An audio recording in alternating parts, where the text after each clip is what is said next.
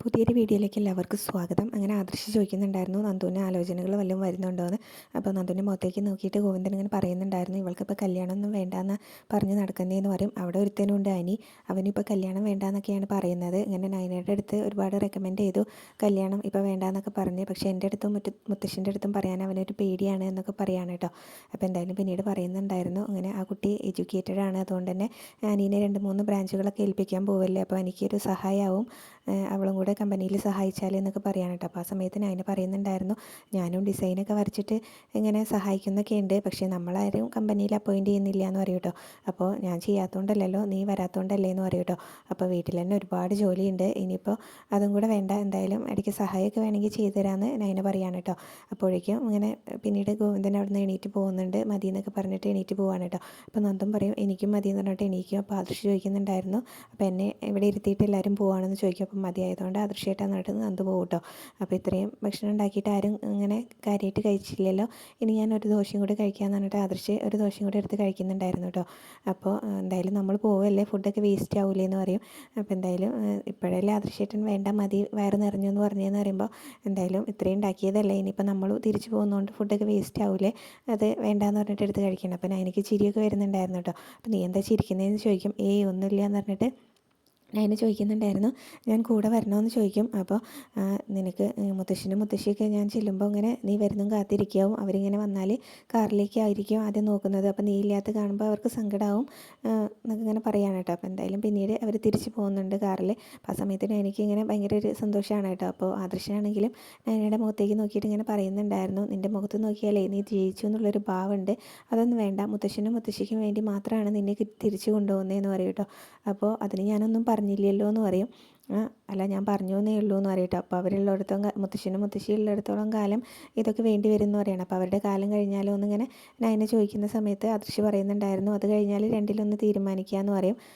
ആ സമയത്ത് ഞാൻ ചോദിക്കുന്നുണ്ടായിരുന്നു, എന്താ ഈ രണ്ടിലൊന്ന് എനിക്ക് മനസ്സിലായില്ല എന്ന് പറയും കേട്ടോ. അപ്പോൾ നീ വെറുതെ എന്നെ ദേഷ്യം പിടിപ്പിക്കരുത് എന്നൊക്കെ പറയാം കേട്ടോ. അപ്പോൾ മുത്തശ്ശനും മുത്തശ്ശിക്കും വേണ്ടി മാത്രമാണ് നിന്നെ കൊണ്ടുവന്നതെന്ന് വീണ്ടും ഇങ്ങനെ പറഞ്ഞുകൊണ്ടിരിക്കും. അപ്പോൾ അതെനിക്കറിയാം, അതിന് ഞാനൊന്നും പറഞ്ഞിട്ടില്ല എന്നൊക്കെ ഇങ്ങനെ നയന പറയുകയാണ് കേട്ടോ. അല്ലെങ്കിലും ആദർശേട്ടൻ ആരുടെ മുന്നിലും തോറ്റു കൊടുക്കില്ലല്ലോ എന്നൊക്കെ പറയുന്ന സമയത്ത് ആദർശ് പറയുന്നുണ്ടായിരുന്നു, എനിക്ക് ഇങ്ങനെ തോറ്റു കൊടുക്കാൻ ഒരു മടിയില്ല, പക്ഷേ നിന്നെപ്പോലെ അഹങ്കാരം പിടിച്ച അവരുടെ മുന്നിൽ തോറ്റു കൊടുക്കാൻ എന്തായാലും എനിക്ക് മനസ്സില്ല എന്നൊക്കെ പറയാണ്ട്. എന്നിട്ട് ചോദിക്കുന്നുണ്ട്, നിനക്ക് മുല്ലപ്പൂ വല്ലതും വേണമെന്ന് കേട്ടോ. അപ്പോൾ മുല്ലപ്പൂ വേണമെന്ന് ഞാൻ പറഞ്ഞില്ലല്ലോ എന്ന് പറയുമ്പോൾ, അല്ല നിനക്ക് മുല്ലപ്പൂ വേണമെങ്കിൽ വാങ്ങിച്ചു തരാം, അതും ചൂടിയൊക്കെ പോയി കഴിഞ്ഞാൽ മുത്തശ്ശനും മുത്തശ്ശിക്കൊക്കെ ഭയങ്കര സന്തോഷമാവും എന്നൊക്കെ ഇങ്ങനെ പറഞ്ഞുകൊണ്ടിരിക്കുകയാണ് കേട്ടോ. അപ്പോൾ വീണ്ടും അതിൻ്റെ പേരിൽ ഇങ്ങനെ ചെറിയൊരു തർക്കം ഉണ്ടാകുന്നുണ്ട്. അപ്പോൾ നയന പറയും, ശരി ശരി എന്തായാലും നേരെ നോക്കി വണ്ടി ഓടിക്കുക എന്ന് പറഞ്ഞിട്ട് അവരങ്ങ് പോവാണ് കേട്ടോ. എനിക്കാണെങ്കിലും കാര്യമൊക്കെ മനസ്സിലാവുന്നുണ്ട്, മുത്തശ്ശനും മുത്തശ്ശിയും പറഞ്ഞിട്ട് നല്ല ആദർശ് തിരികെ വിളിക്കാൻ വന്നതെന്ന്. അപ്പോൾ ആദർശിന് വേണ്ടിയിട്ട് തന്നെയാണെന്ന്. അപ്പോൾ അതിൻ്റെ ഒരു ചിരിയൊക്കെ നയനയുടെ മുഖത്ത് കാണാനുണ്ട് കേട്ടോ. അപ്പോൾ രണ്ടുപേർക്കും അത് അങ്ങോട്ടും ഇങ്ങോട്ടും അറിയാം, പക്ഷേ അതങ്ങ് സമ്മതിച്ച് കൊടുക്കുന്നില്ല രണ്ടാളും. പിന്നീട് മുത്തശ്ശിനോട് ഇങ്ങനെ പറയുന്നുണ്ടായിരുന്നു, ആ ഡിസൈൻ കാരണം നമുക്ക് 4.5 കോടിയുടെ ലാഭമാണ് ഉണ്ടായിട്ടുള്ളത്, നയനമോൾ വരച്ച ഡിസൈൻ്റെ അതിലെന്ന് പറയണം. അപ്പോൾ മുത്തശ്ശി പറയുന്നുണ്ടായിരുന്നു, മെയിൻ ഡിസൈനറായിട്ട് മോളെ അപ്പോയിൻറ്റ് ചെയ്യേണ്ട സമയമൊക്കെ കഴിഞ്ഞു പോയല്ലേന്ന്, അതിപ്പോൾ നമ്മളല്ലല്ലോ തീരുമാനിക്കേണ്ടത്, MD തീരുമാനിക്കട്ടെ എന്നൊക്കെ മുത്തശ്ശൻ ഇങ്ങനെ പറഞ്ഞുകൊണ്ടിരിക്കുകയാണ്. അപ്പോൾ ഒരിക്കലും ദേവേനെ ചായയൊക്കെ കൊണ്ടുവരുന്നുണ്ടായിരുന്നു കേട്ടോ. അപ്പോൾ ഇങ്ങനെ നയനമോളെല്ലാവരും ഇങ്ങനെ ഇടിച്ച് താഴ്ത്തി സംസാരിക്കുമല്ലോ, മോള് കാരണം നമുക്ക് 4.5 കോടിയുടെ ലാഭമാണ് ഉണ്ടായിട്ടുള്ളത് എന്നൊക്കെ പറയുമ്പോൾ ദേവേനൊന്നും മിണ്ടൂല കേട്ടോ. അപ്പോൾ നീ എന്താ ഒന്നും മിണ്ടാത്തതെന്ന് മുത്തശ്ശൻ ചോദിക്കുമോ, അല്ല ഞാനിപ്പോൾ എന്ത് പറയാനാന്ന് ഇങ്ങനെ പറയൂ കേട്ടോ. അപ്പോഴേക്കും അവിടെ പുറത്ത് കാറ് വന്ന് നിൽക്കുന്നുണ്ടായിരുന്നു. അപ്പോൾ എല്ലാവരും അങ്ങോട്ട് നോക്കുകയാണ് കേട്ടോ. അപ്പോൾ നയനയും ആദർശം കൂടിയാണ് വന്നിട്ടുള്ളത്. അപ്പോൾ നയന കയറി വരുന്നത് കാണുമ്പോൾ തന്നെ ദേവേനിക്ക് ഭയങ്കര സന്തോഷമാകുന്നുണ്ട് കേട്ടോ. ആദ്യം ഭയങ്കര സന്തോഷം മുഖത്ത് വരുന്നുണ്ട്, പിന്നെ പെട്ടെന്ന് തന്നെ ആ മുഖം അങ്ങ് ദേഷ്യപ്പെട്ട മുഖമാക്കി പിടിക്കുകയാണ് കേട്ടോ. നയന കയറി വന്ന ഉടനെ തന്നെ മുത്തശ്ശിയുടെ കാല് തൊട്ട് അനുഗ്രഹമൊക്കെ വാങ്ങിക്കുന്നുണ്ടായിരുന്നു. എന്നിട്ട് ചോദിക്കുന്നുണ്ടായിരുന്നു, മുത്തശ്ശനും മുത്തശ്ശി എന്നെ തിരിച്ച് വിളിച്ചുകൊണ്ട് ഒരു ആദർശേട്ടനോട് പറഞ്ഞു എന്ന് ചോദിക്കും. ഞങ്ങളങ്ങനെ പറഞ്ഞില്ലല്ലോ, മോള് കുറച്ച് ദിവസം അവിടെ നിൽക്കട്ടെ എന്നാണ് പറഞ്ഞതെന്ന് പറയട്ടോ. എന്നിട്ട് ആദർശേട്ടൻ പറഞ്ഞത് മുത്തശ്ശനും മുത്തശ്ശി എന്നെ തിരിച്ച് വിളിച്ചുകൊണ്ട് വരാൻ പറഞ്ഞു എന്നാണെന്ന് പറയൂ കേട്ടോ. അപ്പോൾ മുത്തശ്ശൻ പറയുന്നുണ്ടായിരുന്നു, മോള് അനിയുടെ കല്യാണത്തിന് മുന്നേ വരുന്ന ഞങ്ങൾ ഒരിക്കലും പ്രതീക്ഷിച്ചിട്ടുണ്ടായിരുന്നില്ല എന്ന് പറയട്ടോ. അപ്പോൾ നയനയും പറയുന്നുണ്ടായിരുന്നു, അനിയുടെ കല്യാണത്തിന് 2 ദിവസം മുന്നേ വരാനാണ് ഞാനും വിചാരിച്ചത്, എന്നിട്ട് മുത്തശ്ശനും മുത്തശ്ശിയെ തിരിച്ച് വിളിച്ചു കൊണ്ടുവരാൻ പറഞ്ഞു എന്നാണ് ആദർശേട്ടൻ എന്നോട് പറഞ്ഞതെന്ന് പറയും കേട്ടോ. അതിനുശേഷം മുത്തശ്ശൻ പറയുന്നുണ്ടായിരുന്നു, ഞങ്ങളിപ്പോൾ മോളെക്കുറിച്ചാണ് സംസാരിച്ചുകൊണ്ടിരുന്നത്, മോള് വരച്ച ഡിസൈൻ കാരണം ഇങ്ങനെ 4.5 കോടിയുടെ ലാഭമാണ് നമുക്കുണ്ടായത്. എന്നിട്ട് മോളെ ഇങ്ങനെ കമ്പനിയിൽ നിയമിക്കുന്നില്ലല്ലോ, അതിനെക്കുറിച്ചൊക്കെയാണ് സംസാരിച്ചുകൊണ്ടിരുന്നതെന്ന് പറയും കേട്ടോ. അപ്പോൾ എന്തായാലും പിന്നീട് ആദർശിന് അതങ്ങനെ പറയുന്ന സമയത്താണെങ്കിലും ദേവയാനിക്ക് ഇഷ്ടപ്പെടുന്നില്ല. അപ്പോൾ ദേവയാനി ചോദിക്കുന്നുണ്ടായിരുന്നു, ഇതൊക്കെ കേൾപ്പിക്കാനാണോ നീ അവളെ വിളിച്ചുകൊണ്ട് വന്നതെന്ന് ചോദിക്കും കേട്ടോ. അപ്പോൾ ആ സമയത്ത് മുത്തശ്ശൻ പറയുന്നുണ്ടായിരുന്നു, നിൻ്റെ അമ്മ ഇതുപോലെ കല്യാണം കഴിഞ്ഞ ഉടനെയൊക്കെ അങ്ങനെ തെറ്റിപ്പോയിട്ടുണ്ട്. എന്നിട്ട് ജയനാണ് വിളിച്ചുകൊണ്ട് വന്നത്. അവളുടെ ഭാഗത്ത് തെറ്റുണ്ടായിട്ട് പോലും, പക്ഷേ നൈനമോളുടെ ഭാഗത്ത് ഒരു തെറ്റുമില്ല. അപ്പോൾ നീ അവളെ വിളിച്ചുകൊണ്ട് വന്നതിൽ ഒരു കുഴപ്പമില്ല എന്നൊക്കെയാണ് കേട്ടോ മുത്തശ്ശൻ ആദർശിനോട് പറയുന്നത്. അപ്പോൾ ആ സമയത്ത് ദേവനിക്ക് ഇഷ്ടമാകുന്നില്ല. അപ്പോൾ ദേവനി ഇങ്ങനെ പറയുന്ന സമയത്തും ആദർശ് പറയുന്നുണ്ടായിരുന്നു, അമ്മയ്ക്കും ഭയങ്കര ബുദ്ധിമുട്ടായിരുന്നല്ലോ അവൾ ഇവിടുന്ന് പോയപ്പോൾ എന്ന് പറയും. എനിക്ക് ബുദ്ധിമുട്ടുണ്ടെന്ന് വിചാരിച്ച് ഞാൻ അവളെ വിളിച്ചുകൊണ്ട് വരാൻ പറഞ്ഞു എന്ന് ആദർശിനോട് ചോദിക്കുകയാണ് കേട്ടോ. അല്ല, നമുക്ക് കുറച്ച് ദിവസം ഒരാഴ്ച ഇവിടെ നിർത്തി നോക്കാമെന്ന് പറയും കേട്ടോ. എന്നിട്ട് നോക്കാമെന്ന് പറയുന്ന സമയത്ത് മുത്തശ്ശി ചോദിക്കുന്നുണ്ടായിരുന്നു, മോളെ എന്താ പരീക്ഷണത്തിന് വേണ്ടിയിട്ടാണോ തിരിച്ചു കൊണ്ടുവന്ന്? അങ്ങനെയാണെങ്കിൽ മോൾ ഇവിടെ നിൽക്കണ്ടെന്ന് നൈനയോട് പറയുകയാണ് കേട്ടോ. ആ സമയത്ത് ആദർശ് പറയുന്നുണ്ടായിരുന്നു, അങ്ങനെ ഞാൻ ഉദ്ദേശിച്ചതെന്ന് പറയും. അപ്പോൾ മുത്തശ്ശനും പറയുന്നുണ്ടായിരുന്നു, നീ ഉദ്ദേശിച്ചതിൻ്റെ അർത്ഥം പിന്നെ എന്താ?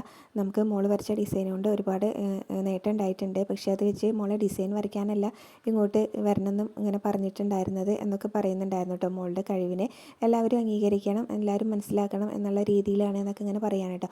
പിന്നീട് കനക വന്നിട്ട് നൈനിനെ കൂട്ടിക്കൊണ്ട് പോകാൻ കേട്ടോ. മോള് വാന്ന് പറഞ്ഞിട്ട് ആ സമയത്ത് ദേവയാനി പറയുന്നുണ്ടായിരുന്നു, ഇത് വല്ലാത്ത ചതിയായി പോയി, ഇനി അവളുടെ അഹങ്കാരം കൂടുന്നു പറയാണ് കേട്ടോ. അപ്പോൾ മുത്തശ്ശൻ പറയുന്നുണ്ടായിരുന്നു, അഹങ്കാരം നൈനമോൾക്കല്ല നിനക്കാണ്.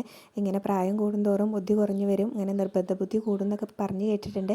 പക്ഷേ അതിനുള്ള പ്രായമൊന്നും ഇവൾക്ക് ആയിട്ടില്ല, എന്നാലും അങ്ങനെ തന്നെയാണ് എന്നൊക്കെ പറഞ്ഞുകൊണ്ട് കാണട്ടെ. എന്തായാലും ഈ നൈനമോൾ തിരിച്ചു വന്നുകൊണ്ട് ഇനിയിപ്പോൾ നല്ല രുചിയുള്ള ഭക്ഷണമൊക്കെ കഴിക്കുക എല്ലാവർക്കും, നിൻ്റെ അമ്മ അടക്കമുള്ളവർക്ക് എന്ന് പറയാണ് കേട്ടോ.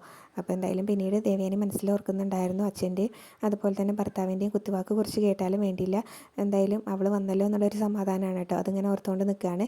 പിന്നീട് കനകയും അതുപോലെ തന്നെ നൈനയും കൂടി സംസാരിക്കുകയാണ് കേട്ടോ. അപ്പോൾ മോൾ ഏതായാലും തിരിച്ചു വന്നത് നന്നായി, അല്ലെങ്കിൽ മോളുടെ ഭർത്താവിന് ഉറക്കമുണ്ടാവില്ല എന്ന് പറയാണ് കേട്ടോ. അപ്പോൾ മോൾ പോയതുകൊണ്ട് തന്നെ ആദർശിന് ഉറക്കമൊന്നും ഇല്ലായിരുന്നു എന്ന് പറയുന്നുണ്ടായി. അതൊക്കെ വെറുതെയാണെന്ന് ഇങ്ങനെ നൈന പറയും കേട്ടോ.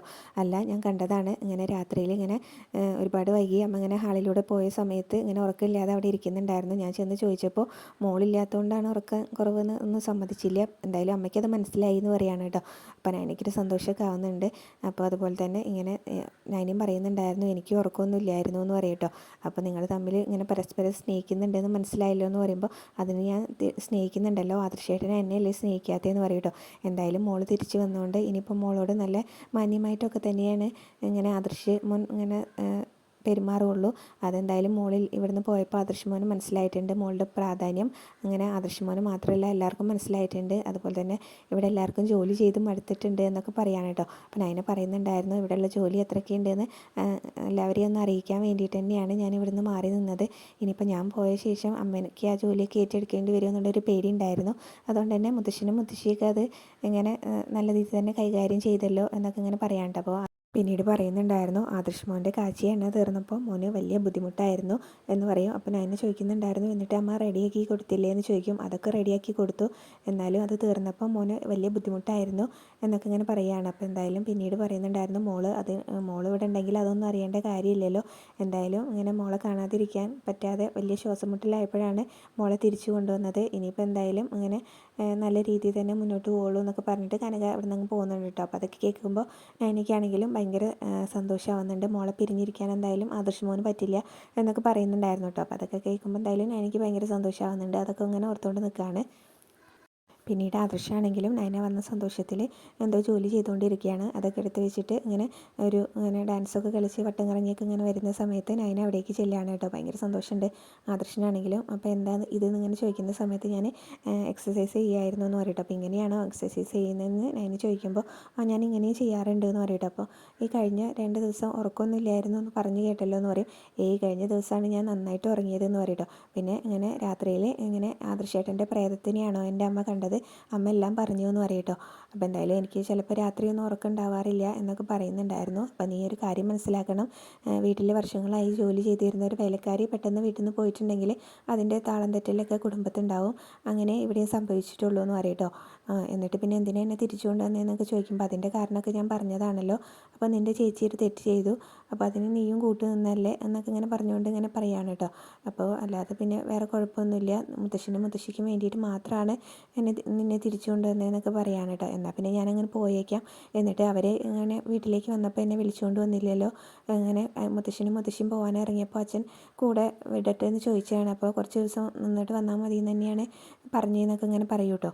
അപ്പോൾ എന്നിട്ട് അവർ തിരിച്ചു കൊണ്ടുവന്നില്ലല്ലോ എന്ന് പറയുന്ന സമയത്ത് അവരങ്ങനെ പറയുള്ളൂ, പക്ഷേ അവരുടെ ഫീലിങ്സ് അവരുടെ മനസ്സ് എനിക്ക് വായിക്കാൻ പറ്റുമെന്ന് ആദർശ് പറയാം കേട്ടോ. അപ്പോൾ നയന പറയുന്നുണ്ടായിരുന്നു അതുപോലെ തന്നെ എൻ്റെ ഭർത്താവിൻ്റെ മനസ്സ് എനിക്കും വായിക്കാൻ പറ്റും, അപ്പോൾ അവർക്ക് വേണ്ടിയിട്ടല്ല എന്തായാലും ആദർശമായിട്ട് എന്നെ തിരിച്ചു കൊണ്ടുവന്നതെന്ന് പറയും കേട്ടോ. അപ്പോൾ അവരിങ്ങനെ ചെറിയൊരു വഴക്കാവുന്നുണ്ട്. അപ്പോൾ അതിൻ്റെ ഇടയിൽ കൂടെ ആദർശ് അറിയാതെ അങ്ങ് പറഞ്ഞു പോകും കേട്ടോ, മുത്തശ്ശിനും മുത്തശ്ശിക്കും വേണ്ടിയിട്ട് അല്ല നിന്നെ തിരിച്ചു കൊണ്ടുവന്നതെന്ന് പറയും കേട്ടോ. അത് തന്നെയാണ് ഞാനും പറഞ്ഞത്, ആദർശത്തിന് വേണ്ടിയിട്ടാണ് എന്നെ തിരിച്ചു കൊണ്ടുവന്നതെന്ന്. അപ്പോൾ ആദർശ് പറയുന്നുണ്ടായിരുന്നു അത് ഞാൻ പറഞ്ഞപ്പോൾ മാറിപ്പോയതാണെന്ന് കേട്ടോ. അപ്പോൾ പറഞ്ഞപ്പോൾ മാറിപ്പോയതൊന്നുമല്ല, ഈ പറഞ്ഞത് തന്നെയാണ് സത്യം എന്ന് പറഞ്ഞിട്ട് നയന അവിടെ നിന്ന് അങ്ങ് പോകും കേട്ടോ. പിന്നീട് ആദർശ് ഇങ്ങനെ നിർമ്മലിൻ്റെ കാര്യം പറഞ്ഞിട്ട് ഒരു എസ്ഐനെ വിളിച്ചിട്ടുണ്ടായിരുന്നല്ലോ. അപ്പോൾ അവരും കുറച്ച് പോലീസുകാരും കൂടെ ഒരു വീട്ടിൽ നിർമ്മലുണ്ടെന്ന് അറിഞ്ഞിട്ട് അവിടെ സെർച്ച് ചെയ്യാനായിട്ട് വന്നതായിരിക്കും.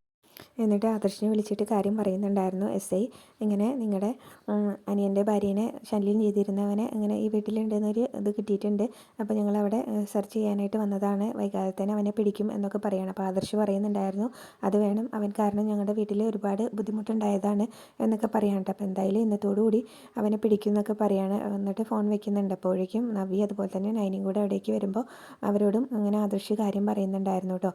ആ നിർമ്മലിനെ ഉള്ള വീടിൻ്റെ അത് കിട്ടിയിട്ടുണ്ട്, അവനെങ്ങനെ പേടിക്കാനായിട്ട് ആളുകൾ അവിടെ നിൽക്കുന്നുണ്ട് എന്നൊക്കെ പറയണം. അപ്പോൾ ഇവരിങ്ങനെ സംസാരിക്കുന്നത് അബി അവിടെ നിന്നിട്ട് കേൾക്കുന്നുണ്ടായിരുന്നു കേട്ടോ. അപ്പോൾ നിങ്ങൾക്ക് അബീനെയാണല്ലോ സംശയം എന്നൊക്കെ പറയുമ്പോൾ നയനയ്ക്കാണല്ലോ കൂടുതൽ സംശയം ഉണ്ടായിരുന്നത്. അപ്പോൾ നവ്യ അതിനെ സപ്പോർട്ട് ചെയ്ത് ഇങ്ങനെ പറയുന്നുണ്ടായിരുന്നു, അബീനെ സംശയമുണ്ട്, അത് ശരിയാണ്, അല്ലാതെ കറക്റ്റായിട്ട് ഇങ്ങനെ ഞങ്ങൾ തമ്മിലുള്ള ഫോട്ടോസ് അബിയുടെ കയ്യിൽ എങ്ങനെയാണ് എത്തിയെന്നൊക്കെ ചോദിക്കുന്നുണ്ട് കേട്ടോ. അപ്പോൾ ആദർശ് പറയും അബീനെയും നിന്നെയും തമ്മിൽ തെറ്റിക്കാനായിരുന്നല്ലോ നോക്കുന്നത്, പിന്നെ അബിയുടെ കയ്യിലല്ലാതെ പിന്നെ മറ്റാരുടെ കയ്യിലും ആ ഫോട്ടോസ് കൊടുത്തിട്ട് കാര്യമില്ലല്ലോ എന്നൊക്കെ പറയും. അപ്പോൾ ആദർശിന് അങ്ങനെ അത്ര സംശയമൊന്നുമില്ല കേട്ടോ. അപ്പോൾ നയന പറയുന്നുണ്ടായിരുന്നു നമ്മൾ സംശയിച്ചേ പറ്റുള്ളൂ, എന്തായാലും ഈ വീട്ടിലുള്ളവർക്ക് എന്തായാലും അതിൽ പങ്കുണ്ടെന്ന് നമുക്കറിയാം, അപ്പോൾ എന്തായാലും ബ്ലാക്ക് മെയിൽ ചെയ്യുന്നവരെ ആദ്യം പണം ആവശ്യപ്പെടും, അതൊന്നും നമ്മളോട് ആവശ്യപ്പെട്ടില്ല, പിന്നീട് നമ്മൾ പണമൊന്നും ആവശ്യപ്പെട്ടില്ലല്ലോ എന്ന് നമ്മൾ സംസാരിച്ചതിന് ശേഷം തന്നെയാണ് അയാളും വിളിച്ചിട്ടുണ്ടായിരുന്നത്. അപ്പം നമ്മുടെ സംസാരം കേട്ട് ആരോ ഇങ്ങനെ നിർബന്ധിച്ച് ചെയ്യിക്കുന്ന പോലെയാണ് എനിക്ക് തോന്നിയത് എന്നൊക്കെ പറയുമ്പോൾ ആദർശ് പറയുന്നുണ്ടായിരുന്നു എന്തായാലും അബിയാണ് ഇതിൻ്റെ പിന്നിൽ നിന്നുണ്ടെങ്കിൽ എന്തായാലും ഇന്നത്തോടു കൂടി അതെല്ലാം തെളിയുമെന്ന് പറയാണ് കേട്ടോ. അപ്പോൾ എന്തായാലും നമുക്ക് കാത്തിരിക്കാം, എന്തായാലും നമുക്ക് എന്തായാലും ആരാണ് ഇതിൻ്റെ പിന്നിലുള്ളതെന്ന് അറിയാമെന്നൊക്കെ ഇങ്ങനെ പറഞ്ഞു നിൽക്കുകയാണ്. ഇവരുടെ സംസാരം എല്ലാം കേട്ടുകൊണ്ട് അബി ആകെ ടെൻഷൻ അടിച്ച് അവിടെ അങ്ങനെ നിൽക്കുകയാണ് കേട്ടോ. അപ്പോൾ അവിടെയാണ് ഇന്നത്തെ എപ്പിസോഡ് അവസാനിച്ചിട്ടുള്ളത്.